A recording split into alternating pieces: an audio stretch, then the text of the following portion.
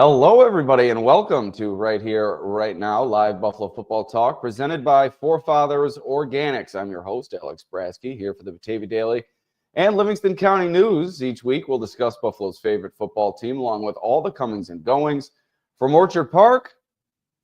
Thanks to our friends at Forefathers Organics in Dansville. Unlock the power of nature with Forefathers Organics, your premium CBD store. We offer the highest quality CBD and hemp products to liberate your mind, body, and soul, helping you live happy and free. Our mission is driven by excellence and transparency, using cutting-edge scientific methods to combat stress and target issues at their source. From potent ingestible CBD to soothing topicals, all our products are USDA certified organic. Discover all natural wellness from farm to table. Visit forefathersorganics.com for more information. All right, a lot of things to talk about today as free agency in full swing, and the Bills have made a couple of splashes, well, maybe a couple of ripples in the free agency pool, signing wide receiver Josh Palmer and then defensive utility man Michael Hoecht. I had no idea that's how you pronounced his name when looking at it for the first time, but I think I got that correct right there. Two Canadian boys separated by about 30 miles from each other and only about an hour and a half drive from Buffalo. So they're used to the cold weather.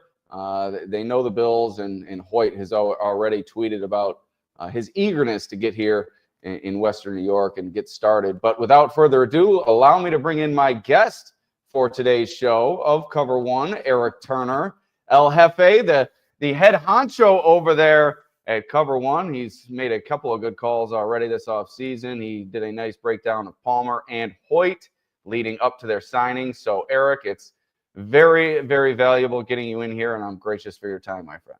Oh, anytime. Like I said, before going live, I've always appreciated and respected your work. And, you jump on a bunch of our shows on the network. And so this is the least I can do, especially we get to talk about, at Bills players, evaluations, scouting, scheme. I'm in for talking that shop. So I appreciate you having me on. Before we dive into the Bills stuff, I tweeted about one of my favorite movies of all time the other day, Sicario, and they're coming out with a Sicario 3 soon. The second one didn't hit me the same as the first, but still enjoyed it. You tweeted back about how you also enjoyed Sicario, and it kind of hits home for you. One of the best movies of all time. Like I said in my tweet, it always hits the same every single time I watch it. The acting, the videography, just everything phenomenal. Mm-hmm. And like I said, it hits home for you. So it was nice to see that you enjoyed it as much as I did.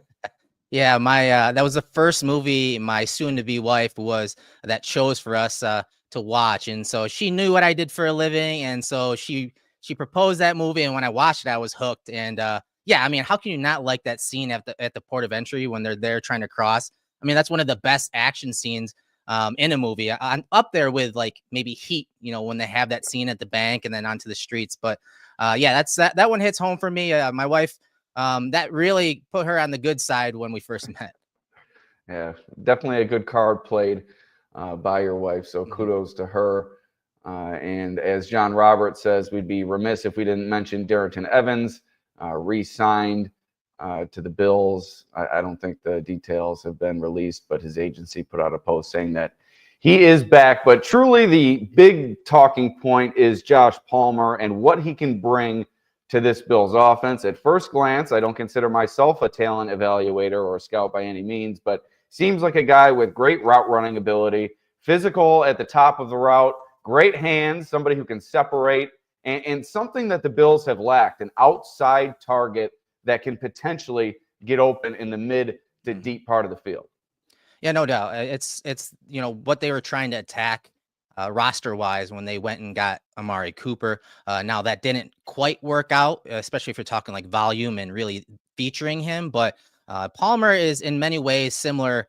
His route running is up there with Amari Cooper now at this point in their careers. And he's a bigger body. He is a contested catch guy. He's not a 50-50 like above the rim type player, but he can make catches in tight coverage, which, he's going to see a lot because he's not a very fast guy. So bigger bodied wide receiver. A lot of his work, as you said, is more outside the numbers, but he does a good job of making the routes look very similar so that when he does need to break to the middle of the field, which they did a lot with the Chargers, where they ran some play action or RPOs and he'd run a 5-step slant or, a 10 to 12 yard dig. He created that separation, but it was important for the quarterback to throw in rhythm so that he could lock in the separation that he created with that route running. So yeah, his claim to fame, his top trait would be his route running, and he can do it against off coverage. He can do it versus press jam, man or zone.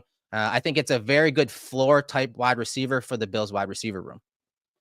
Yeah, currently 25 years old, so getting him in here while he's still in the middle of his progression. And I liked a tweet put out by Carl Jones, who joined us a few shows ago, said, think of wide receiver rooms like a basketball lineup. You should strive for varying body types and skill sets. The Bills have a big Keon Coleman, 2 guards, Shakir and Samuel, and they desperately needed a wing who can do a little of everything, and the hope is that Josh Palmer can be that guy. So in that vein, what is your view on how he fits with this current group of wide receivers? Obviously, Mac Hollins moving on to the New England Patriots, and perhaps signing Palmer and the departure of Hollins go hand in hand because they're 2 players that have a similar skill set, I would say, and do a lot of the dirty work for their team as well. So how do you see him coming in here, fitting with a Khalil Shakir, who has been maybe not the alpha, but the leader of this group, and then a Keon Coleman, somebody trying to find his way? You still have Dalton Kincaid, a significant part of this passing game as well. So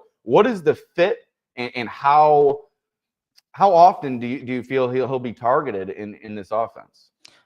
While he is only 25 years old, you got to think about the guys that he played behind: Keenan Allen, Mike Williams, different body types, different types of wide receivers. And so there were times, part of the reason his production wasn't quite what, you'd like to see for $12 million a year on the market. He got to play different positions. He was outside, he was in the slot, and he learned from some really talented wide receivers. I mean, there were times last year in 2023 where he was in a slot. I mean, he had half of his targets last year in 2023 were from the slot. And so he did a lot of work from the slot. He did obviously more of the boundary stuff last year. So he's a very versatile piece. And we were talking like him in comparison to Mac Hollins, as you said, he does a lot of the dirty work, whether it's run blocking, probably not to Mac Hollins level, but, not much of a drop off, very marginal. Blocking in the screen game. A lot of the stuff down the seam, he can do those option routes. He can run vertical routes down the seam. I think overall, if we're talking 1-to-1, I think he's overall a better wide receiver, a more polished wide receiver. But obviously, Mac Hollins, he won the Bills fans over last year. He had some amazing vibes, a great story, great personality. He really was one of those guys that over the years have really epitomized what the Bills like to their players. They had to be themselves and the best versions of themselves. And sometimes that comes with personality. And he definitely won Bills fans over after a shaky start where a lot of Bills fans didn't like him. So I think overall, I think Palmer's going to be great for the receiver room. Not for necessarily Shakir, but I think Keon Coleman's going to learn a bunch from Palmer, because Palmer he's a pro's pro.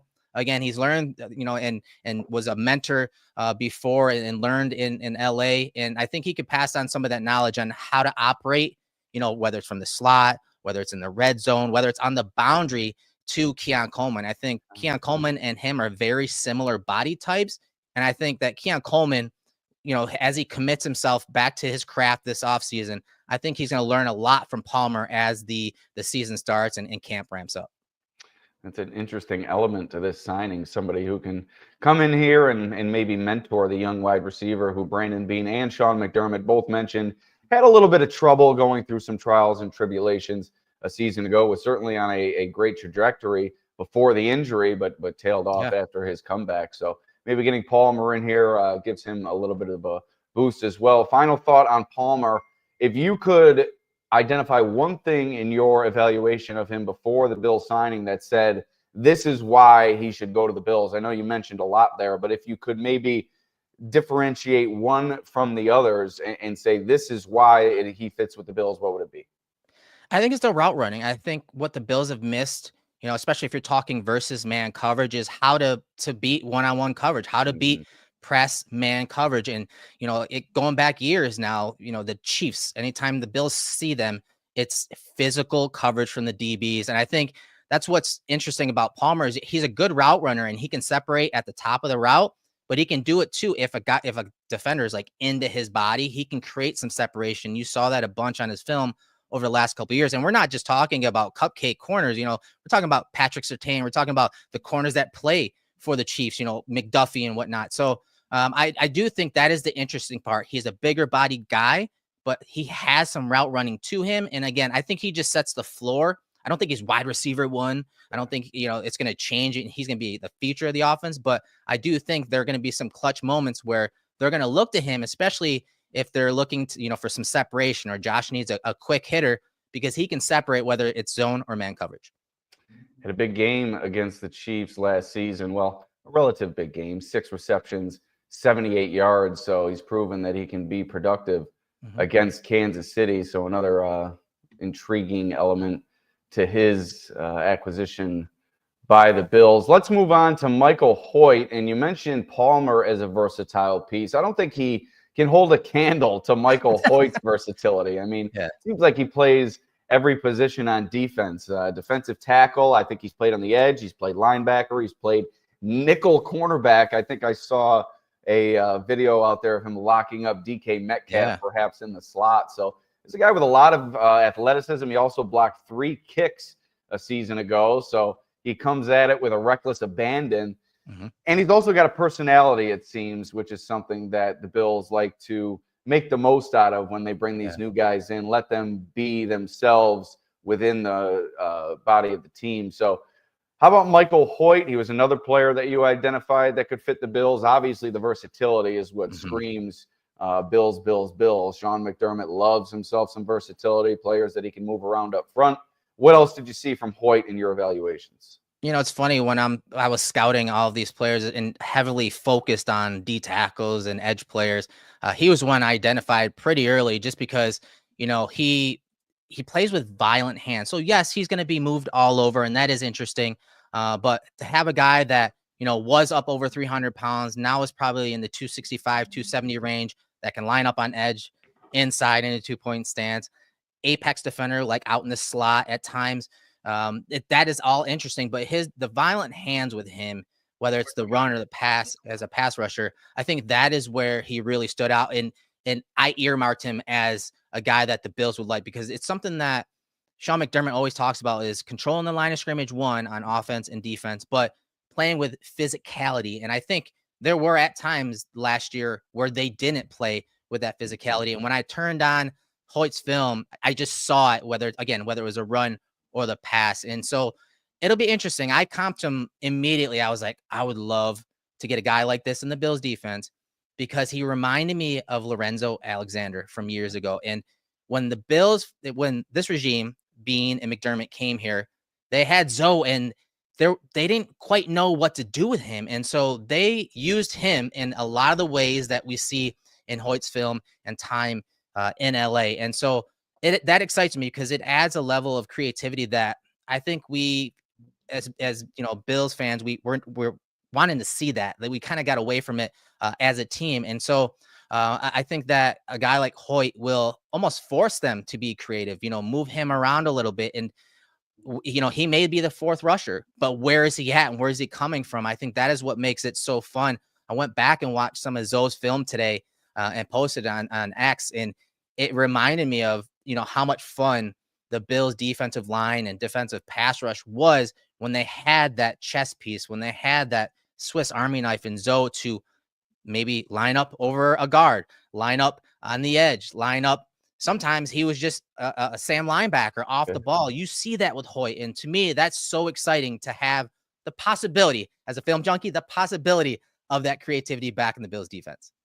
Yeah, Lorenzo Alexander, mighty productive in a Bills uniform. 12.5 sacks during the 2016 season, a Pro Bowl, a second-team All-Pro nod, and then 6.5 sacks a couple of years later in 2018. So if they can get anywhere upward of 6 sacks from Michael Hoecht this season, we know how they like to rotate up front, and obviously he'll be perhaps used elsewhere as well. I think if you get that level of production from Hoecht, I think that's a mighty successful signing. And I like the comparison to Alexander. Didn't he start his career on the offensive side of the ball or early in his football career? Yeah, early on, it was offensive. I think it was Yeah. offensive line, then D tackle, and again, just what it takes to one, play the different positions, different side of the ball, but then to change your body, Yeah. the way that these guys did, and then still be productive. And honestly, Hoyt, no disrespect to Zoe, Hoyt is way more athletic than Zoe. So that is what's also exciting because he's an RAS guy that's up over 9. And that was when he tested with over 300 pounds. So just imagine how athletic and smooth and fluid he is now that he's in that 265 to 270 range that typically will play as that big edge for the Bills, the Dwayne Smoot role. The Bills, they are one of the few teams that love to have at least one big end that they can kick into D tackle on obvious pass rush downs. Dwayne Smoot, I think he had the 6th most snaps in the B gap. So on those passing downs, they would bump him inside. And a lot of times he was controlling the rush a la Kyle Williams, directing what type of rush that they should use to attack the protection. And I saw some of that with Hoyt in LA, but there were some dogs and guys that could hunt. So I don't know if he was like in charge per se, but I think you're going to see a similar role from Hoyt in Buffalo. And Hoyt last year, 3 sacks, 6 the year before, 4.5 the year before that. And we also saw a video of him walking around shirtless. I don't think he'll have any problem adjusting from the Los Angeles warmth to the cold here in Buffalo. So I think the Bills like what they have in Michael Hoecht. It's just a matter of putting that to use. And you look at all the additions that the Bills have made to the coaching staff, and I think that is in an effort to like you said, make some changes on this team and maybe get back to some of the things that the Bills were doing a few years ago. Before we move on to our next topic, or maybe even branch off more on Michael Hoecht, can you explain to the people, and this would be a good refresher for me as well, because I'm not as well versed on this stuff as I'd like to be, RAS score. What does it mean? What does it say about a player? And what is a good score for a player coming out of the draft? Yeah, relative athletic score it's something that that was created a few years ago, and it's really used across, I'd say, a majority of content creators. I mean, the rumors are that some teams use it. It's just a compilation of measurables, whether it's height, weight, speed, 3-cone, all the drills they do at the combine, and then it's computated and it spits out a score. And essentially, I think it's anything over 8 is elite. And so again, Hoyt tested in that range. And again, that was years ago when he was at like 310 pounds. So he's obviously a very athletic guy. I think that is the takeaway from that. And he's going to be at edge, but you're going to see him at linebacker too. And again, going back to Zoe early on, 2017, 2018, the Bills ran a lot of like 3-3-5. So 3 defensive linemen, 3 linebackers, one of them being Zoe, one of them being Edmonds and Milano. And then, 5 defensive backs. And I think they can do some of that. They did some of the 3-2-6 last year with only 2 linebackers, usually to spy a mobile quarterback. But again, I think he's going to inject that creativity back into the defense. And I love your point about the coaching staff changes and, adding Ryan Nielsen from the Jags and Falcons, adding Mike Pellegrino in the secondary, because I think especially Nielsen, his MO is typically, the defensive lineman. And usually I've done like all the research on like guys that they've drafted or signed in New Orleans when he was there from 2017 to 2021, I think it was. And their defensive linemen are typically big, especially their edges are usually bigger guys. So again, I think we're going to see a little evolution. It's something McDermott talked about in his last presser. They have to evolve. And I think part of that has to do with their defensive front and how they defend, these opposing offenses that want to go heavy against them. I mean, Baltimore Ravens, you saw what they did using 12 personnel against them in the playoffs. Well, guess what? The Bills saw 12 personnel, so 1 running back and 2 tight ends, the 6th most last year. They surrendered the 6th most yards, over 1,000 yards in that department, and 10 touchdowns. Well, what the Rams did with Hoyt is anytime that opposing offense went to 12 personnel, they had Hoyt out there. And again, they used him in many ways on the edge to sometimes be a Sam linebacker and set the edge against Ren, sometimes fake a rush and drop out. So I like the creativity that is there. We just need to see it because it has been a few years. Yeah, good stuff. Good stuff. And I got a little hair trigger on the comment here from Yeah. Nigel, and that's where I wanted to go next. The number that these guys were both signed at, I don't think we have the exact numbers, and we know how NFL contracts work. Yeah. It's never typically the exact AAV, but 12 for Palmer. I think it was 8. Let's see. Yeah, 8, I think, per year for Hoecht. How do you feel about that, where they got those guys at? Yeah, I mean, And it's hard. Erik with a K, Nigel. Yeah, I know. Get it right. I should have answered your question. No, I appreciate the question though. I'd say one, it's hard because you're setting it revolves around your expectations, right?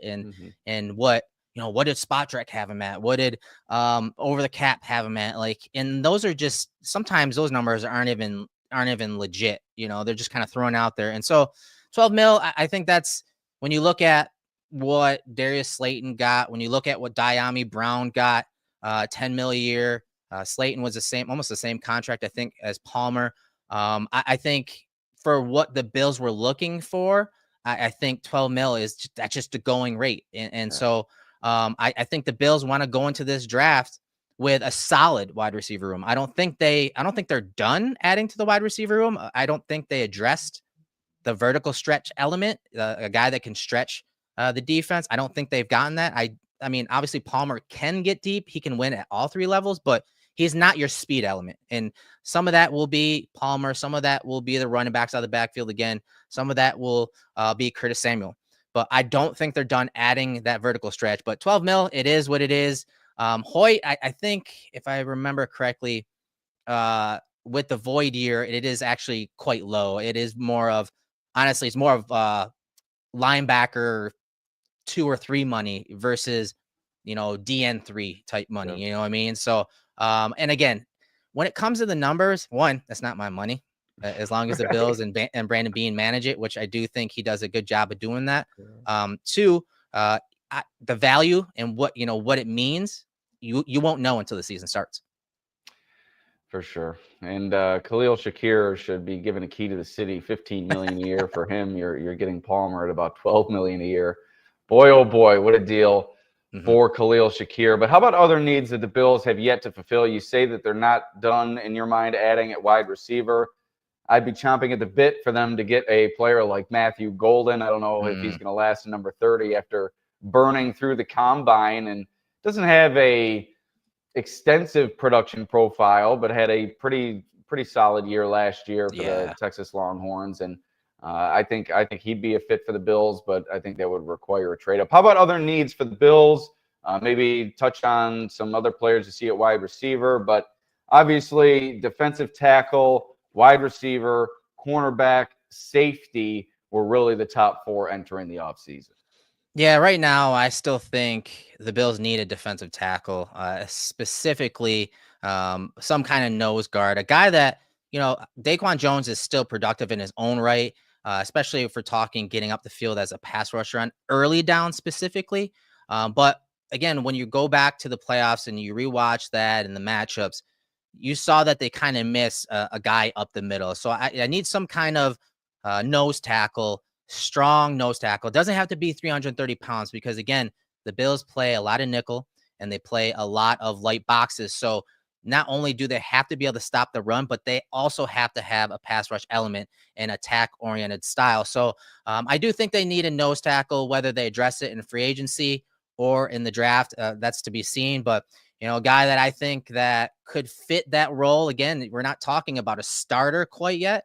I'd say D tackle Jeremiah Ledbetter, who played for the Jags, very stout against the run, played a lot of shade nose tackle like the Bills have Daquan Jones doing. So obviously there's connections with Nielsen. I think he'd be a cheap option. Again, I don't want the Bills to spend $20 million on like a Jonathan Allen for a nose tackle, especially at his age. I do think they still need that role filled. And again, maybe it's not free agency. Maybe it's in the draft, but I'd say Ledbetter is a good guy to be looking at. Foley Fadukasi, who is a little more up the field oriented than Jeremiah Ledbetter. I think that he fits the Bills scheme coming over from a similar scheme in the Texans. And then I liked, not a guy I did like for many years, but Jerry Tillery. I think he's a probably more of a utility guy, maybe not a starting nose tackle or even a guy that you want playing nose tackle full time behind Daquan Jones at least. But his violence, again, it stood out this year in Minnesota, and it's not something I had seen a lot of. And so I think at his age, with his size, I still think that he is ascending. And again, if you're talking about Nielsen and how he's going to help this Bills defense, it's going to be along the D line. And so I would like to get him some guys that he can develop over the next few years. Yeah, the defensive tackle position, I'd really like them to look in the draft. Obviously, Kenneth Grant has been mentioned by so many Bills fans, but Derek Harmon, another player who impressed me at the combine with his athletic profile as well. Maybe not the true rock solid run stuffers, or maybe not that isn't the identifying factor perhaps of their skill set, or perhaps the only identifying factor. Much more versatile I love pieces. Harmon. Harmon's like one of my favorite D tackles in this class.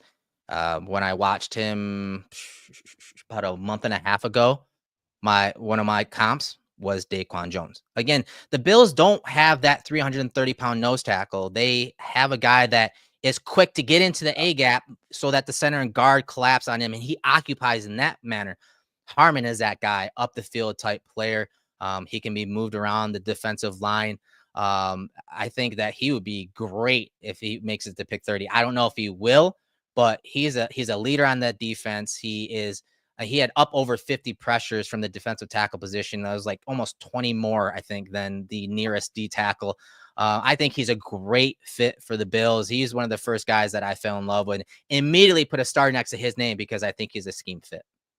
Yeah, and that pressure up the middle, so valuable for an NFL front. We've seen Ed Oliver take advantage of that and what he meant to the Bills offense before this last season, before he fell off a little bit. So getting Harmon in here, another player with that big body, somebody who can also rush the passer, and a replacement for Daquan Jones. I think at this point, no disrespect to him, but kind of a wash player at this point, 34 years old. He's done his time, but I think maybe his productive days have passed him by. So I think it's critical for the Bills to get somebody else in here. And with the defensive tackle class being as loaded as it is, you mentioned you'd love for Harmon to drop to 30. One of these guys is going to drop. It's just depends on if it's going to be one of the guys that the Bills have ranked highly on their board.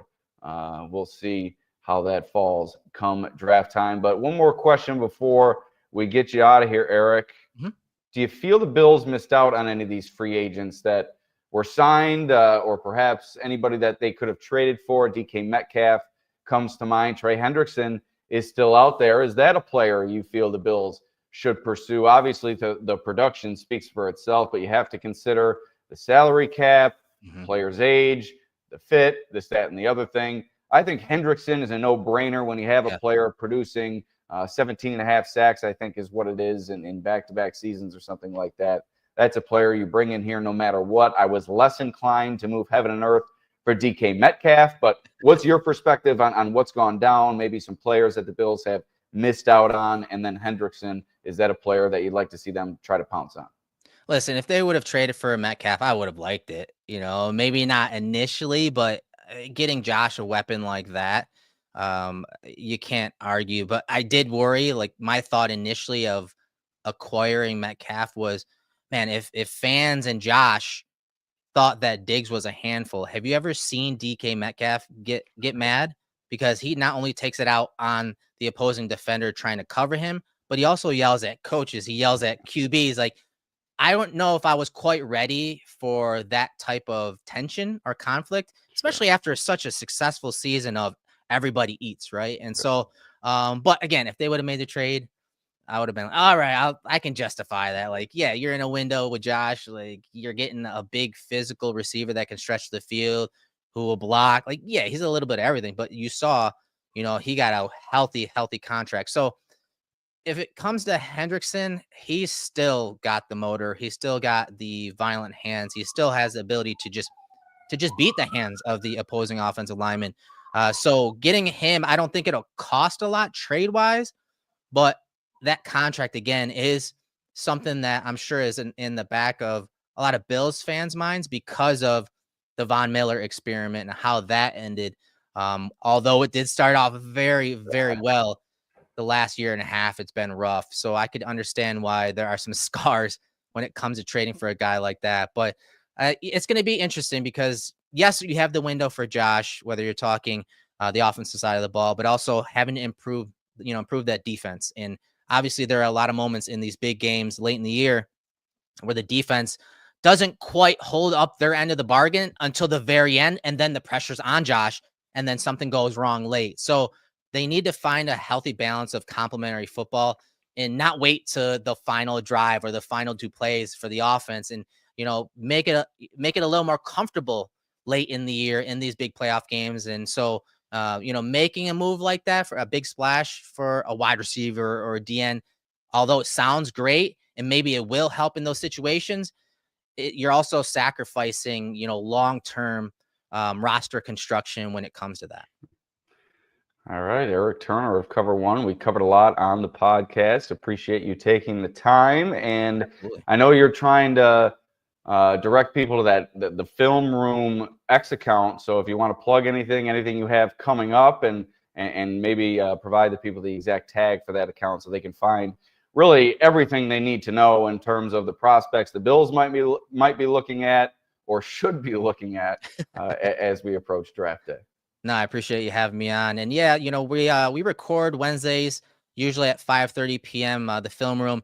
You can find us on, obviously, all the social media accounts and on YouTube. On X, we are at Cover1 Film Room.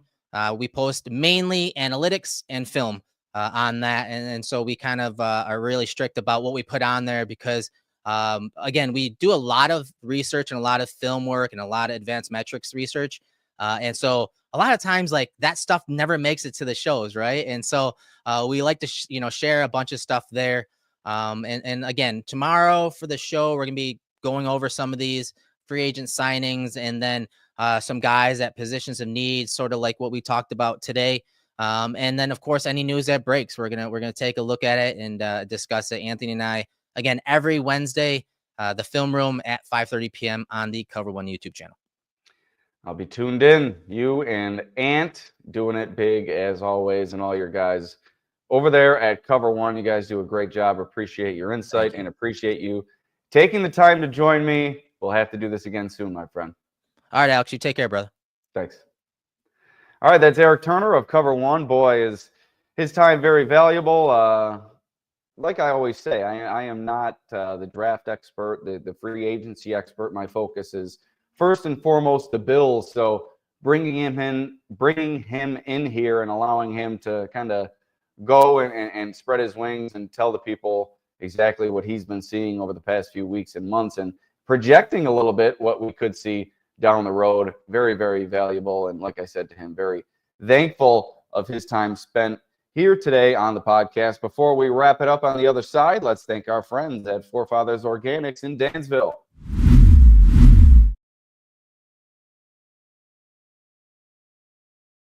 Got a little tickle in my throat today. I think it's a change in the weather.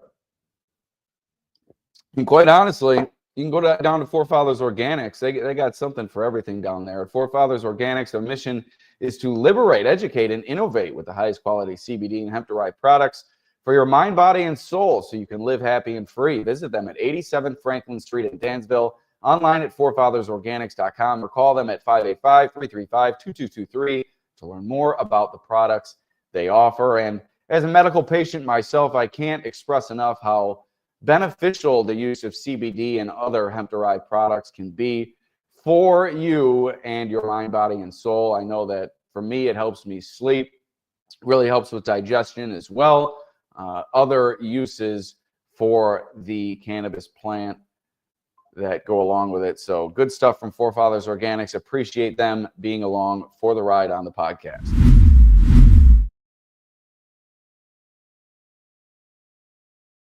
All right, that's going to about do it for today's podcast. We've really had a great run of guests. More to come throughout the off season. We got to get Gene Battaglia on here soon. I think I asked him to come on last week, but really ran out of time with sectional sports going on in Section 5. We had a good one last night. The York boys basketball team storming back from 10 points down. A buzzer beater to beat the Alexander boys. Those two teams part of the Genesee Region and Livingston Conference leagues, respectively, out here in Section 5. A little small school basketball for you. You can scroll down on my X account, perhaps find the highlight video that I produced, just to get a taste of what we experience out here in Section 5. It's really a lot of fun. Covering the high school sports along with what I do covering the Bills, it's really where I got my start. So going back into high school gyms really never gets old, and covering the kids' finest moments of their athletic career, very fulfilling endeavor for me, for sure. But I guess we'll conclude this podcast with a little Sabres. No, I'm just kidding. I got a little too mixed up with that this afternoon, this morning, with Rasmus Dahlin's reported content of the meeting with general manager Kevin Adams that was reported by Spittin' Chicklets and TNT's Paul Bissonnette. It was said by Bissonnette that Dahlin was kind of not forcing his way out, but maybe hinting that he would force his way out of Buffalo if things wouldn't change. Dahlin refuted the comments, and I sent out a tweet that really got ratioed, not as quick as I expected it to be quite honest with you. But eventually the walls fell and the orcs came for me, and I was eventually engulfed and reached my demise. But hey, we live to fight another day here on the podcast right here, right now. I want to thank Erik Turner for joining me. And if you haven't already, check out Sicario on Netflix. It's one of the best movies you can ever watch. But like I said, thank you for joining me, and we will see you next time.